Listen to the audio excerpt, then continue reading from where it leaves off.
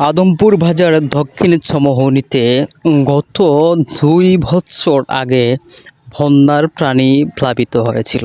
সেই সাথে আমরা জানি যে সেই সাথে সাথে কিন্তু এই রাস্তার অবস্থা নাজেহাল হয়েছিল এবং দক্ষিণ সমুনি বিশেষ করে ঠিক তখন থেকে এই পর্যন্ত এমনই হাল রয়েছে। হালকা বৃষ্টি দিলে সেখানে পানি জমে এবং যানবাহন চলাচল একেবারে অচল হয়ে পড়ে।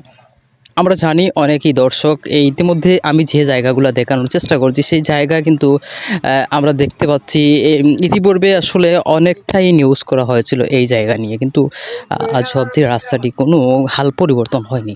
কেন? এটা আমার প্রশ্ন নয়, শুধু সাধারণ জনগণের প্রশ্ন এবং যানবাহন চালক, ড্রাইভার, অটোরিক্সা, সিএনজি কিংবা বড় গাড়ির ড্রাইভারদের প্রশ্ন।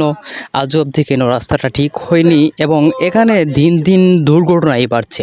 হয় উল্টে যাচ্ছে অটোরিক্সা, নয়তো সিএনজি অটোরিক্সার সংঘর্ষ কিংবা মোটরসাইকেল।